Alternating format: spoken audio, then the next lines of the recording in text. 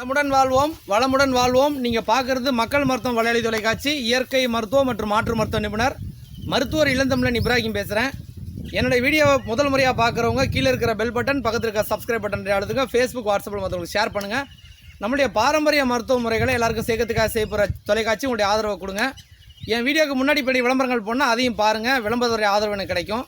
இப்போ நம்ம பார்க்குற விஷயம் என்னென்னு பார்த்தீங்கன்னா, கை முட்டு வலி, ஷோல்டர் வலி, அதேமாரி காலில் முட்டு வலி, கீழே இந்த கணுக்கால் வலி, இந்த மாதிரி வலிகளுக்கு, அதாவது ஜாயிண்ட் சம்மந்தப்பட்ட வலிகளுக்கு என்ன தீர்வு அப்படின்னு, கால்சியம் உணவுகள் நல்லா சாப்பிட்றவங்களுக்கு அந்த மாதிரி பிரச்சனை வராது. அதேமாதிரி உடற்பயிற்சிகள் செய்கிறவங்களுக்கு அந்த பிரச்சனை வராது. இது சாதாரண விஷயம்.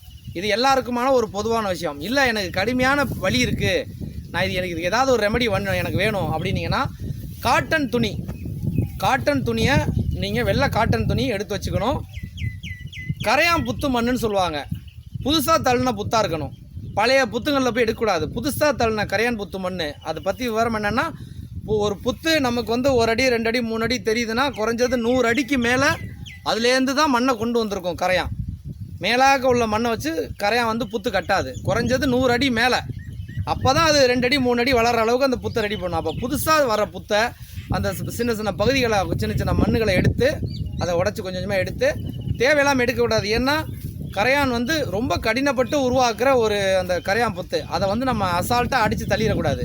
அது எப்போயுமே அடுத்த உயிரினங்களையோ, அடுத்த பறவைகளையோ, பூச்சிகளையோ, விலங்குகளையோ எதையுமே நம்ம டிஸ்டர்ப் பண்ணக்கூடாது. அதுகளோட சேர்ந்து வாழ கற்றுக்கணும். அப்போ சும்மா கொஞ்சோன்னு எடுத்துக்கணும். எடுத்து தண்ணியில் குழச்சி அதை அந்த காட்டன் துணியில் முக்கி அதை கட்டணும். கையில் பிரச்சனைனா நீங்கள் அந்த இடத்துல வச்சு கட்டணும். ஷோல்டர்னால் அந்த இடத்துல வச்சு கட்டணும். இல்லை கால் முட்டி, கீழே கணுக்கால் அந்த பகுதி, அந்த மாதிரி எந்த பகுதியில் இருக்கோ வச்சு கட்டணும். இரவு நேரங்களில் வச்சு கட்டிட்டு படுத்துடணும். காலையில் எழுந்திரிச்சு அதை கட்டணும். இதை தொடர்ச்சியாக செஞ்சுக்கிட்டே வரவங்களுக்கு பார்த்தீங்கன்னா நல்ல ரிசல்ட் இருக்கும். ஏன்னா அதிகம் கரையான் புத்து மண், எல்லா மண்ணையும் பண்ணலாம்ல. செம்மண் இருக்குது, விவசாய மண்ணுங்க இருக்குது, மணல் இருக்குது, எவ்வளவோ இருக்குன்னா, கரையான் புத்து மண்ணில் தான் அதிகமாக மூலிகைகளை கொண்டு மட்டும்தான் கரையான் புத்து கட்டும்.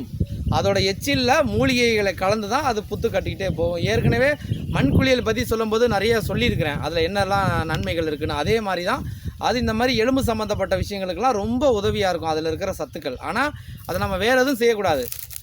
சும்மா லைட்டாக வேணால் ஒரு பெரிய ஜல்லடை மாதிரி வச்சு சலிச்சிக்கலாம். ஏன்னா அதில் பூச்சி போட்டு இருக்கலாம், வர பெரிய கல்கள் இருக்கும் இல்லையா, அதுக்காக வேணால் லைட்டாக சலிச்சிக்கலாம் மொழியாக, ரொம்பவும் சலிக்கக்கூடாது. அதை நல்லா திக்காக குழச்சிக்கணும். தண்ணியாக நல்லா திக்காக குழச்சி அந்த துணியை நல்லா முக்கி வச்சு கட்டணும். அது மாதிரி செய்கிறவங்களுக்கு ஜாயிண்ட் சம்மந்தப்பட்ட விஷயங்களுக்கெல்லாம் நல்ல ரிசல்ட் கிடைக்கும். இருந்தாலும் நீங்கள் உள்ளே எடுக்கிற உணவுகளும் இருக்குது. எக்ஸ்டர்னல் என்ன பண்ணாலும் இன்டர்னல் உணவுகளையும் நீங்கள் சரி பண்ணணும். அது நிறைய கால்சியம் உணவுகள் சாப்பிட்ணும், எண்ணெய் தேய்ச்சி குளிக்கணும். இதெல்லாம் செய்யும்போதும் நல்லா உங்களுக்கு சப்போர்ட்டிவாக இருக்கும். இந்த வீடியோ உங்களுக்கு கண்டிப்பாக பிடிச்சிருக்கும் நம்புகிறேன். கீழே இருக்கிற பெல் பட்டன், பக்கத்தில் இருக்க சப்ஸ்கிரைப் பட்டன் அழுத்துங்க. முதல் முறையாக பார்க்குறவங்க ஃபேஸ்புக், வாட்ஸ்அப்பில் மற்றவங்களுக்கு ஷேர் பண்ணுங்கள்.